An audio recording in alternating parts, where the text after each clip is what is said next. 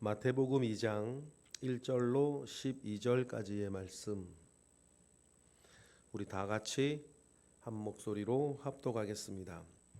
헤롯 왕 때에 예수께서 유대 베들레헴에서 나심에 동방으로부터 박사들이 예루살렘에 이르러 말하되 유대인의 왕으로 나시니가 어디 계시냐? 우리가 동방에서 그의 별을 보고 그에게 경배하러 왔노라 하니 헤롯 왕과 온 예루살렘이 듣고 소동한지라. 왕이 모든 대제사장과 백성의 서기관들을 모아 그리스도가 어디서 나겠느냐 물으니 이르되 유대 베들레헴이오니 이는 선지자로 이렇게 기록된 바 또 유대 땅 베들레헴아 너는 유대 고을 중에서 가장 작지 아니하도다. 내게서 한 다스리는 자가 나와서 내 백성 이스라엘의 목자가 되리라 하였음이니이다.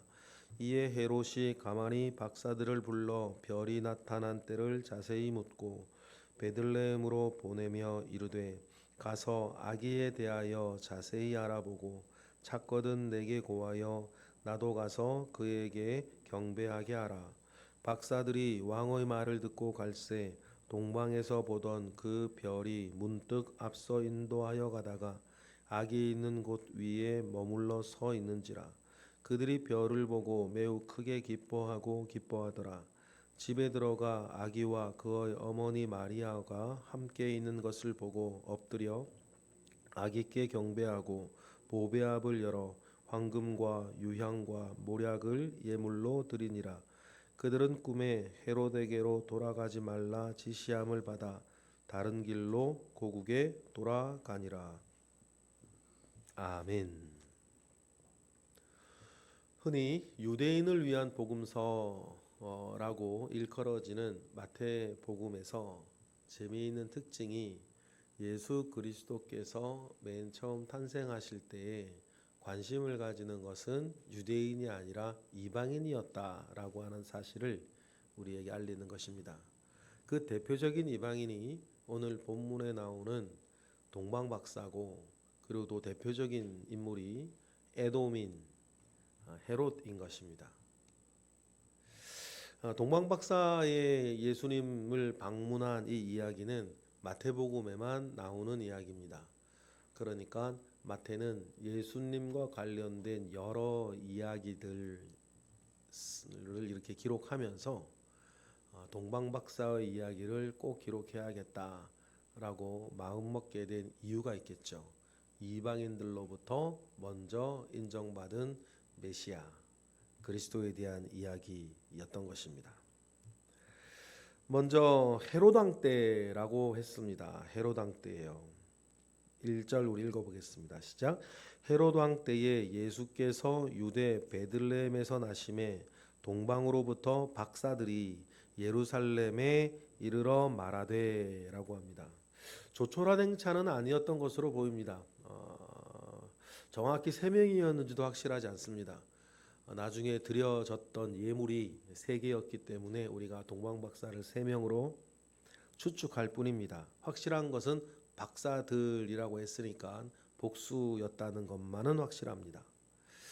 그런데 간혹 어떤 분들이 이 동방박사들이 누구냐, 어디서 왔냐 이것에 관심을 많이 가지는 분들도 계시던데 확실하게 알 수는 없습니다. 그냥 확률적으로는 페르시아의 점성술사 정도가 아니겠는가 추측을 할 뿐이죠. 특별히 동방으로부터라고 하는 이 단어 때문에 민족주의적인 해석을 하는 사람들이 참 많이 있습니다. 우리나라가 뭐 동방의 예의지국이니 이러니 뭐 우리나라 사람일 거다 이렇게 말하는 사람들도 많은데 근거는 전혀 없습니다.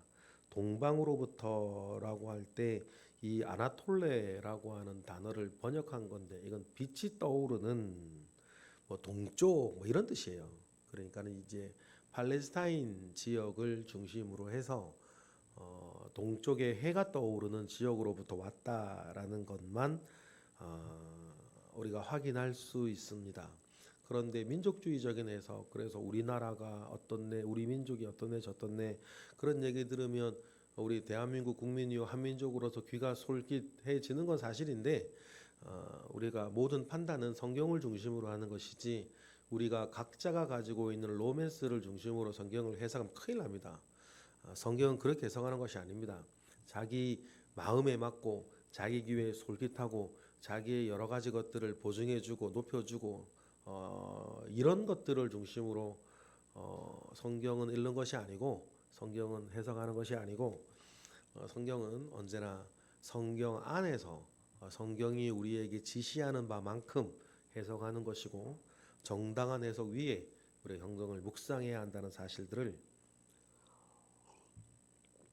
여러분 꼭 기억하셔야 될 것 같습니다. 그래서 예루살렘에 이르렀습니다. 유대인의 왕으로 나시니 점성술사했으니까 뭔가를 이렇게 나름대로 자기들이 아는 게 있었고 또 하나님께서 알려주시는 게 있었겠죠. 유대인의 왕으로 나시니가 있다 하니 당연히 유대인의 수도인 예루살렘에 왔고 수도에 왔으니 당시의 왕인 헤롯을 만나게 되는 것입니다. 2절 3절입니다. 시작. 유대인의 왕으로 나시니가 어디 계시냐? 우리가 동방에서 그의 별을 보고 그에게 경배하러 왔노라 하니 헤롯 왕과 온 예루살렘이 듣고 소동을 하는 것입니다. 이때 헤롯은 뭐 거의 죽기 직전입니다. 노인이에요. 이미 몸에 그때의 역사책을 보면 몸에서 구더기들이 막 구멍마다 나올 정도였고 몸에서 심한 악취가 나서 사람들이 가까이 하기도 어려워하는 그런 죽기 직전의 노인이었습니다. 그래서 역사책에 보면 이런 얘기도 있습니다. 예루살렘 성 사람들이 헤롯 대왕이 예루살렘에 있는지 없는지 냄새로 알 수 있었다라고 할 정도로 이때 헤롯은 그런 노인의 어떤 병에 걸려서 몸에서 구더기가 배꼽에서 구더기가 막 나올 정도로 험한 꼴이었다라고 합니다. 그런데도 왕위를 지키기 위해서 참 사람이 그런가 봐요. 왕위를 지키기 위해서 그런 일들을 벌이는 것입니다. 헤롯은 뭐 그럴 만한 사람이에요. 헤롯에게는 아들들이 여럿이었고 알려진 아내만 6명, 7명이었는데 왕위의 부담이 되고 왕위의 위험이 된다 싶으면 자기 아들들도 가차없이 죽이는 사람이었고 이때 예수님 동방박사가 방문했을 때에도 감옥에 죽기 직전에 자기 아들들이 감옥에 갇혀서 죽기 직전의 상황이고 그랬던 사람입니다. 그랬던 사람인데 사정 속사정을 알 리 없는 동방박사들이 유대인의 왕으로 태어나시니 그러면 자기랑은 상관없단 말이에요. 이미 자기는 뭐 얼마나 더 살겠습니까? 그런데 그 이야기를 듣고 헤롯 왕이 소동이 일으키고 온 예루살렘이 듣고 소동을 일으켜요. 예루살렘이 듣고 소동을 일으키는 것은 아마 또 핏빛 재앙이 예상되기 때문이 아니겠습니까? 왕권을 지키기 위해서는 뭐라도 하는 왕이었기 때문에 예루살렘은 소동했고 헤롯 왕도 추악한 노역을 버리지 못한 채였으니 또 난리를 피우게 됩니다. 그리고는 이제 간교한 이 헤롯이 준비를 하는 거죠. 대제사장 서기관들을 모읍니다. 4절입니다. 시작. 왕이 모든 대제사장과 백성의 서기관들을 모아 그리스도가 어디서 나겠느냐 물어요.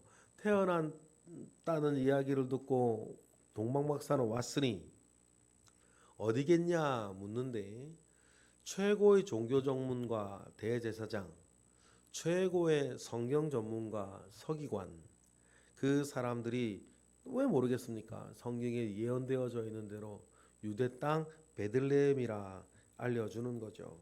그리고는 예수님 때로부터 예수님이 탄생한 때로부터 600년 전의 사람인 미가 선지자가 쓴 미가서에서 메시아가 태어난다면 어디서 태어날 것이다 라고 하는 예언의 말씀을 읽어주죠. 찾아줍니다. 6절입니다. 6절 다 같이 시작.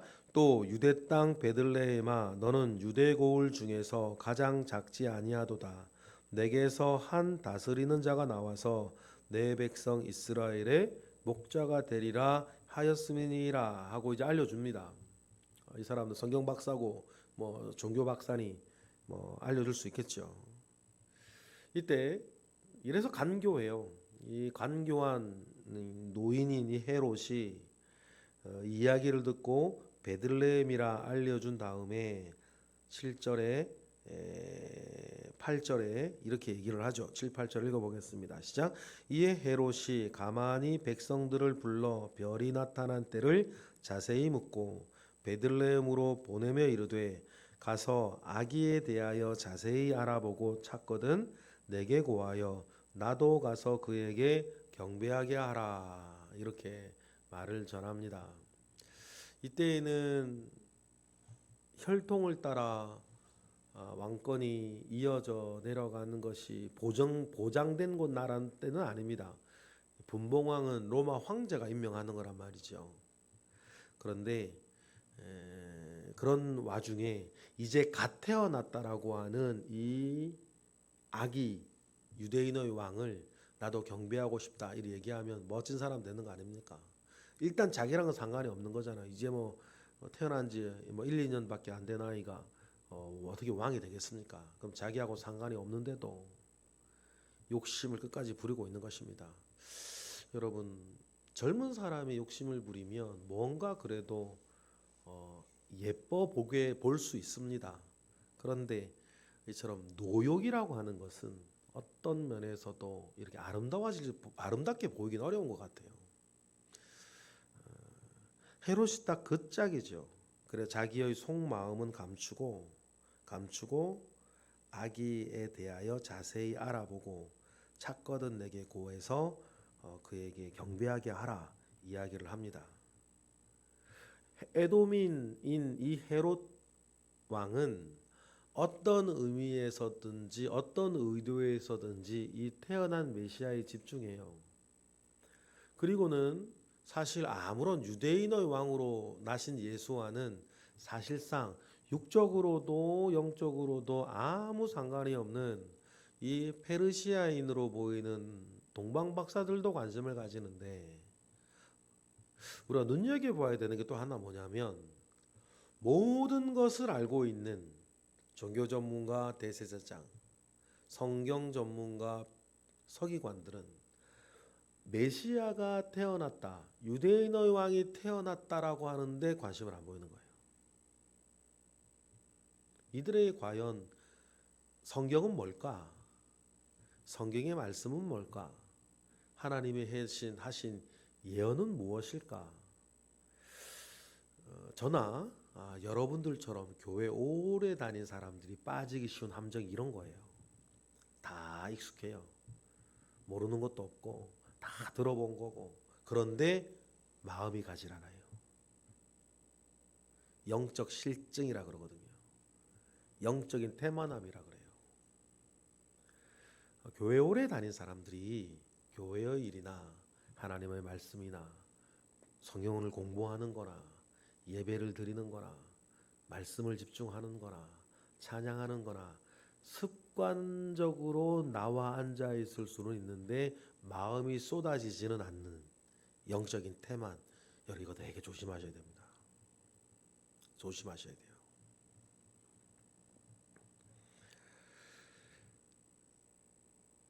지금 본문에 나오는 대제사장과 서기관들은 말 그대로 살았다는 이름을 가졌으나 실상은 죽은 자입니다.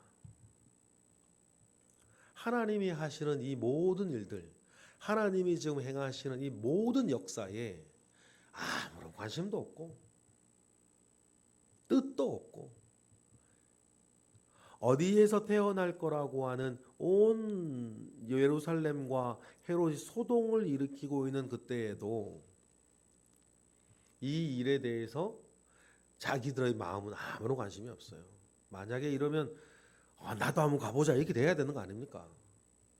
헤롯의 속마음이 알 수 없으니 나도 가서 경배하겠다 이렇게 한 사람이 나와줘야 되는 것 아니에요. 아무도 없는 거예요. 만약에 한 사람이라도 나와줬다면 헤롯 대왕이 베들레헴 인근의 사내 아이들을 다 죽일 필요는 없는 거 아닙니까? 어떤 면에서는 동방 박사는 그렇게 떠나가고 다 알고 있으나 사실상 알지 못하는 이 살았다는 이름을 가졌으나 실상은 죽은 자인 이들은 그저 또 집에 들어가서 에이 또 뭐 하면서 잠잤겠죠. 박사들이 그 왕의 말을 듣고 다시 나오니 문득 자기들을 인도하였던 별이 앞서 가고 있는 것을 봅니다. 천문학자고 점성술사니까 뭐 별에 대한 다른 어떤 여러 가지 우리와는 다른 어떤 지식이 있어서 별의 인도함을 받았는지 우리가 지금 하늘에 보는 그 어떤 별은 아니라 어떤 빛을 발광하는 다른 어떤 거였는지 알 수 없어요. 그러나 알 수 없는 것을 보고 이렇게 발광체를 보고 따라가는데 다시 보고 따라가는데 그리고는 그 별이 어느 한 집에 머무는 것을 보고 기뻐합니다. 그리고는 집에 들어가죠. 11절입니다. 다 같이 읽어보겠습니다. 시작.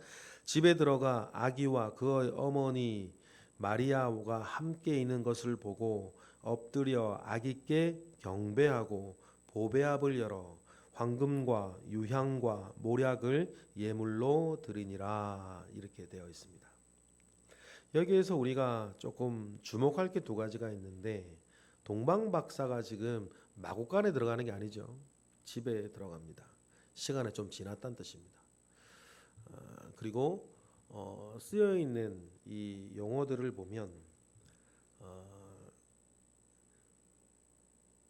누가복음에 나오는 목자들이 만난 아기 예수할 때 아기의 단어는 브레토스라고 하는 단어가 쓰여요. 브레토스는 태아, 영아 이런 뜻이에요. 그런데 동방 박사들이 만나는 이 한글로 다 똑같이 나오는데 아기라고 하는 이 단어는 파이니온이라는 단어가 쓰여요. 파이니온은 영아가 아니에요. 파이니온은 2살 반소년이라 그러는데 태어나서 좀 된 아기들, 돌 언저리인 아기들 그런 심지어는 5살 4살까지를 파이디온 이렇게 부른단 말이에요. 그런데 동방 박사들이 만난 아기들은 파이디온이 쓰인다. 그리고 11절엔 집에 들어갔다라고 하니까 동방 박사들이 만난 이 아기는 목자들이 만났던 아기 예수보다는 조금 더 한 1년 정도라도 1년 남짓 더 자라난 아기였나 보다라고 하는 생각들을 여러분 상식으로 알고 계셔도 좋을 것 같습니다. 그리고는 이 동방 박사가 보배압을 열어 드린 예물이 황금과 유향과 모략이었다. 이렇게 3가지 예물을 드립니다. 그래서 한 사람이 하나씩 드렸을 것으로 상정하고 동방 박사를 그릴 때는 언제나 세수로 그리고 있습니다. 그리고는 하나님께서 12절에 다 같이 읽어볼까요? 시작. 그들은 꿈에 헤롯에게로 돌아가지 말라 지시하심을 받아 다른 길로 고국으로 돌아갔다. 그렇게 나옵니다. 이 황금과 유향과 모략은 여호와 이레의 하나님의 증거일 수 있습니다. 이게 결국 뭐가 되겠습니까? 기간을 우리가 길게 잡지는 않는데 결국 동방 박사들로부터 받은 황금과 유향과 모략은 애굽의 도피 자금입니다. 생활비예요. 그 전에 하나님께서 이것을 주신 것입니다. 각각 황금과 유향과 모략이 왕으로서의 주님 또 선지자로서의 제사장으로서의 주님을 상징한다. 그렇게 풍요적으로 해석하는 분들도 있습니다. 물론 좋습니다. 그렇게 해석해도 좋습니다. 어쨌든 이 모든 일들은 우연히 발생된 게 아니라는 사실을 먼저 주목해야 됩니다. 하나님께서 동방박사들을 별을 통해 이끌고 계셨고, 그리고 하나님께서 동방박사들을 베들레헴까지 이끌고 계십니다. 그러니 뒤이어 따라 나오는 일들도 우연히 발생된 것이 아니라는 사실들을 우리는 기억해야 됩니다.